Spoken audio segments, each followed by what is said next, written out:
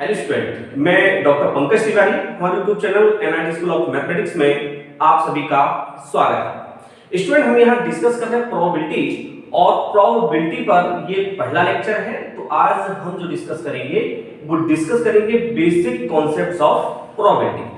तो student, probability word आते ही दिमाग में केवल एक ही चीज आती है, सिक्का, कॉइन, सिक्के को उछालना या पासे को फेंकना। प्रोबेबिलिटी जैसे ही हम पढ़ते हैं तो ये दो चीजें जो हैं बेसिक है, क्योंकि हम 9th, 10th, 11th, 12th से जो है प्रोबेबिलिटी पढ़ते आ रहे हैं। तो स्टूडेंट, क्या होता है कि एक कॉइन को अगर हम जो है उछाल रहे हैं तो कॉइन आपको पता है कि उसके दो हिस्से होते हैं, एक हेड और एक टेल। सिक्के को अगर उछाला जाएगा तो क्या होगा, एक संभावना बनेगी, एक पॉसिबिलिटीज बनेगी कि या तो हेड आएगा या टेल आएगा। मतलब एक प्रोबेबिलिटी बनेगी या तो हेड आने की या टेल आने की। तो प्रोबेबिलिटी को समझना बहुत ही आसान है कि जहां पर संभावनाएं, पॉसिबिलिटीज क्रिएट हो रही हो वो हमारी क्या होती है, प्रोबेबिलिटी होती है। तो स्टूडेंट, यहां हम प्रोबेबिलिटी की क्या पढ़ेंगे, डेफिनेशन पढ़ेंगे। डेफिनेशन के बाद फिर आगे की चीजें हम डिस्कस करते हैं। तो डेफिनेशन देखें, आपकी स्क्रीन पर लिखी हुई है, probability is a ratio. Probability क्या है, एक रेशियो है किसका, नंबर ऑफ एक्सपेक्टेड आउटकम्स का। नंबर ऑफ एक्सपेक्टेड आउटकम्स, जो सिक्का हमने उछाला है तो दिमाग में जो है एक आउटकम्स बना हुआ है कि या तो हेड आएगा या टेल आएगा। सिक्कों को उछालोगे, उसके दो सिरे हैं, लेकिन आउटकम्स क्या आएगा, एक आएगा। तो प्रोबेबिलिटी क्या होती है, रेशियो होता है किसका, number of expected outcomes from an event to the sample space of that event. तो स्टूडेंट, यहां दो वर्ड जो हैं थोड़े से समझने जरूरी है, सैंपल स्पेस और इवेंट। तो सैंपल स्पेस और इवेंट हम आपको समझाते हैं। आप पहले ये डेफिनेशन देख लें कि प्रोबेबिलिटी क्या है, रेशियो है। Probability is a ratio of number of expected outcomes from an event to the sample space of that event. तो प्रोबेबिलिटी को हम डिनोट करते हैं पीए से। PA is equal to NA divided by NS। ये क्या होता है स्टूडेंट, हमारा रेशियो होता है। ये क्या होता है, प्रोबेबिलिटी इज अ रेशियो। तो ये क्या होगा, हमारा ये रेशियो कहलाएगा। तो NA is equal to PA is equal to NA divided by NS। तो स्टूडेंट, जहां A जो होगा वो हमारा इवेंट होगा, NA जो होगा वो नंबर ऑफ एक्सपेक्टेड आउटकम्स होगा, और NS हमारा क्या होगा, सैंपल स्पेस होगा। अब आपको ये समझना है कि सैंपल स्पेस क्या होता है और आपको समझना है इवेंट क्या होता है। तो इसको समझने के लिए हमें बात करनी पड़ेगी रैंडम एक्सपेरिमेंट की, जो कि हम करने वाले हैं। लेकिन स्टूडेंट, यहां जो है आप एक एग्जांपल ले लें। जैसे एक कॉइन है, हमने कॉइन को उछाला है ना, एक कॉइन है और कॉइन को अगर हमने उछाला तो उसकी प्रोबेबिलिटी क्या बनेगी। अगर इस फॉर्मूले से हम एक सिक्के को उछालते हैं और उसकी प्रोबेबिलिटी किसकी होगी, या तो हेड आने की प्रोबेबिलिटी होगी या तो किसकी प्रोबेबिलिटी होगी, टेल आने की प्रोबेबिलिटी। तो आपको हेड आने की प्रोबेबिलिटी निकालनी है या आपको टेल आने की प्रोबेबिलिटी निकालनी है, तो आप कैसे निकालोगे। देखो स्टूडेंट, हमारा फॉर्मूला कहता है PA is equal to NA।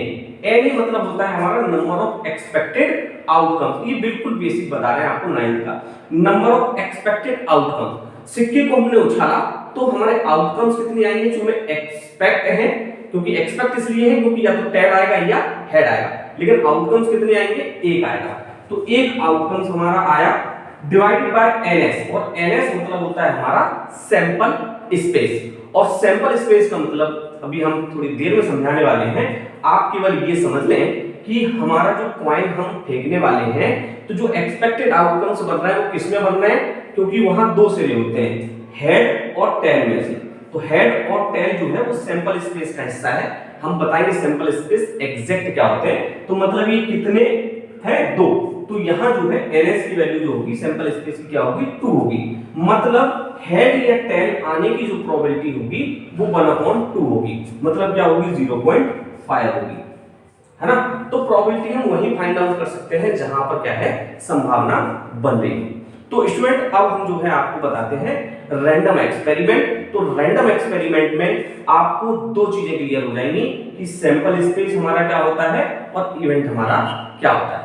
Clear student, चलिए अब हालांकि हम पढ़ रहे हैं बेसिक कॉन्सेप्ट ऑफ प्रोबेबिलिटी, तो बेसिक कॉन्सेप्ट ऑफ प्रोबेबिलिटी में प्रोबेबिलिटी के कुछ लॉ होते हैं, कुछ नियम होते हैं, वो भी हमें जानने जरूरी है। तो बहुत विस्तार में हम उनको नहीं जानेंगे, हम शॉर्ट में आपको बताएंगे कि कौन कौन से लॉ होते हैं और जो कि हमें याद रखना बहुत जरूरी है। अब हम बात कर लेते हैं यहाँ रैंडम एक्सपेरिमेंट की। तो रैंडम एक्सपेरिमेंट में स्टूडेंट मैं आपको बताता हूँ कि यदि हमने कोई कॉइन जो है वो टॉस किया, एक सिक्का हमने उछाला, तो क्या हम बिना देखे के बता सकते हैं कि इसमें हेड आने वाला है या टेल आने वाला है? एक सिक्के को हमने उछाला तो हम बिना देखे बता सकते हैं कि इसमें हेड आएगा या टेल आएगा? नहीं बता सकते। मतलब इसका जो भी रिजल्ट आएगा, जो भी आउटकम्स आएगा, एक सिक्के को हमने उछाला तो सीधी सी बात है कोई ना कोई रिजल्ट और आउटकम्स आएगा, या तो हेड आएगा या टेल आएगा। मतलब इसका आउटकम्स जो है वो कैसा है? सर्टेन नहीं है। हमें नहीं मालूम कि हेड आने वाला है या टेल आने वाला है। बस यही हमारा जो है रैंडम एक्सपेरिमेंट कहलाता है। तो यहां देखें मैंने लिखा है कि ऐसे सारे एक्सपेरिमेंट जिनके रिजल्ट और आउटकम्स, ऐसे सारे एक्सपेरिमेंट जिनके रिजल्ट या आउटकम्स कैसे हो? सर्टेन ना हो। जिनके आउटकम्स या रिजल्ट सर्टेन ना हो वो हमारा क्या कहलाता है? रैंडम एक्सपेरिमेंट कहलाता है। अगर सर्टेन होंगे तो वो रैंडम एक्सपेरिमेंट नहीं होगा। Is that clear? I hope समझ में आ गया होगा। रैंडम एक्सपेरिमेंट के लिए दो चीजें बहुत जरूरी हैं, इनका outcomes more than one outcomes होना चाहिए और नो प्रेडिक्शन। इसमें हम चीजें प्रेडिक्ट नहीं कर सकते कि भाई सिक्का उछाला और जो है हेड ही आएगा, है ना। चलिए हमें बात करनी है इवेंट की और सैंपल स्पेस की। तो इवेंट और सैंपल स्पेस की हम बात करते हैं तो सैंपल स्पेस समझ लेते हैं, है ना। तो बेटा ये जितने भी रिजल्ट आ रहे हैं या जितने भी आउटकम्स हमारे आ रहे हैं, इन रिजल्ट और आउटकम्स को अगर मैं एक ब्रैकेट के अंदर लिख दूं, जितने भी रिजल्ट हमारे आ रहे हैं या जिनको हम आउटकम्स कहते हैं, इन सभी को अगर मैं एक ब्रैकेट के अंदर बंद कर दूं तो ये हमारा सैंपल स्पेस हो जाता है। मतलब एक्सपेक्टेड आउटकम्स और रिजल्ट, सॉरी एक्सपेक्टेड नहीं, आउटकम्स और रिजल्ट जो है, हाँ एक्सपेक्टेड भी बोल सकते हो, है ना। रिजल्ट और आउटकम्स जो है वो अगर मैं ब्रैकेट में लिख दूं तो वो क्या कहलाते हैं? हमारे सैंपल स्पेस कहलाते हैं। क्लियर? एक एग्जांपल के तौर पर अगर मैं ले लूं तो मैंने एक एग्जांपल दिया है जहां एक रैंडम एक्सपेरिमेंट है, 2 कॉइंस आर टॉस्ड साइमल्टेनियसली। हम दो सिक्कों को जो है साथ में उछाल रहे हैं, तो दो सिक्के को साथ में उछालना हमारा क्या होगा? रैंडम एक्सपेरिमेंट होगा। दो सिक्कों को साथ में उछालना रैंडम एक्सपेरिमेंट होगा। तो इसका सैंपल स्पेस क्या बनेगा? भाई मैं दो सिक्के उछालूंगा तो दो सिक्कों को उछालने की एक एक्सपेक्टेड आउटकम, एक संभावना जो बनेगी वो क्या बनेगी? या तो दोनों सिक्कों में टेल आ सकता है, या एक टेल एक हेड आ सकता है, या एक हेड एक टेल आ सकता है, या ये गलत लिख दिया ना, एच होगा, है ना, या दोनों हेड आ सकते हैं। क्लियर है? तो ये हमारी क्या बन रही है? ये हमारा सैंपल स्पेस बनेगा। तो ये जो भी रिजल्ट और आउटकम्स हमें समझ आ रहे हैं उन सभी को हमने क्या कर दिया? एक ब्रैकेट में बंद कर दिया और इसी को हम क्या कहेंगे स्टूडेंट? सैंपल स्पेस कहेंगे। तो आपको समझ आ गया कि हमारा सैंपल स्पेस क्या होता है। अब बचा है हमारा इवेंट। तो इवेंट को समझने के लिए हम क्या करते हैं स्टूडेंट? ये रैंडम एक्सपेरिमेंट को हम क्या करते हैं? एक वेन डायग्राम के थ्रू समझने की कोशिश करते हैं। चलिए हमने क्या किया? एक सैंपल स्पेस लिया, ये हमारा जो है क्या हो गया? एक सैंपल स्पेस हो गया। ठीक है, ये हमने एक सैंपल स्पेस लिया और इस सैंपल स्पेस में हमने क्या किया कि चलिए इसको हमने नाम दे दिया है ना, ये लैम्डा 1 हो गया, ये लैम्डा 2 हो गया, ये लैम्डा 3 हो गया और ये लैम्डा 4 हो गया। क्लियर है? ये हमने क्या किया स्टूडेंट? सैंपल पॉइंट ले लिए। ये सैंपल पॉइंट ले लिए, एक सैंपल पॉइंट ये हो गया, दूसरा सैंपल पॉइंट ये हो गया, तीसरा सैंपल पॉइंट ये हो गया और चौथा सैंपल पॉइंट ये हो गया। तो देखिए जो हमने सैंपल स्पेस लिया है उस सैंपल स्पेस में लैम्डा 1, लैम्डा 2, लैम्डा 3, लैम्डा 4, तो ये lambda 3, lambda 1, lambda 2, lambda 3, lambda 4, lambda 5 भी हमने ऐड कर दिया, कोई दिक्कत नहीं है, है ना। तो यहां देखो लैम्डा 1, तो लैम्डा 1 हमारा क्या है? सैंपल पॉइंट है, ये हमने सैंपल पॉइंट लिए, कोई दिक्कत नहीं है। अब लैम्डा 1, लैम्डा 2 और लैम्डा 3 को हमने साथ में ले लिया। साथ में लिया तो इसका मतलब ये हुआ कि बहुत सारे सैंपल पॉइंट को अगर हम साथ कर लेते हैं, बहुत सारे सैंपल पॉइंट को हम साथ कर लेते हैं या इकट्ठा कर लेते हैं तो हमें क्या कहलाते हैं, इवेंट कहलाते हैं। क्लियर है? जैसे λ4 λ5 ये इवेंट है, इसमें देखो हमने दो सैंपल पॉइंट ले लिए तो हमारा ये क्या कहलाया, इवेंट कहलाया। तो स्टूडेंट ये हमारा क्या होता है, इवेंट होता है, ये सैंपल स्पेस होता है और ये हमने रैंडम एक्सपेरिमेंट के थ्रू जाना। अब स्टूडेंट जो है हमें यहाँ डिस्कस करना है, थोड़ा सा लॉ हम यहाँ प्रोबेबिलिटी के डिस्कस कर लेते हैं। तो मुझे लग रहा है कि थोड़ा सा बेसिक प्रोबेबिलिटी आपको क्लियर हो जाएगी, देन नेक्स्ट क्लासेस से जो है फिर हम जो है आगे की चीजें डिस्कस करेंगे, क्योंकि हमें शायद कंडीशनल प्रोबेबिलिटी से स्टार्ट करना है। तो आइए हम थोड़ा सा लॉ डिस्कस कर लेते हैं। तो स्टूडेंट यहाँ जो है law of probability, loss of probability की हम बात करते हैं, तो यहाँ हमें केवल इतने लॉ डिस्कस करने हैं, जिसमें एक एडिटिव लॉ होगा और एडिटिव लॉ का ही एक लॉ होता है additive law with disjoint set, और एक आपका कॉम्प्लीमेंट्री लॉ होगा। रेंज ऑफ प्रोबेबिलिटी की बात यहाँ करेंगे और डी मॉर्गन लॉ की बात करेंगे। तो यहाँ मैं ज्यादा विस्तार से आपको बताने वाला नहीं हूँ, आप तो केवल लॉ जो है एक बार देख लें। सबसे पहले एडिटिव लॉ की बात करेंगे तो P of A union B is equal to P of A plus P of B minus P of A intersection B, P of A intersection B। तो यहाँ स्टूडेंट देखें ये A है और B है, तो A और B में देखो ये जो पार्ट है ना, ये इंटरसेक्शन पार्ट होता है ना।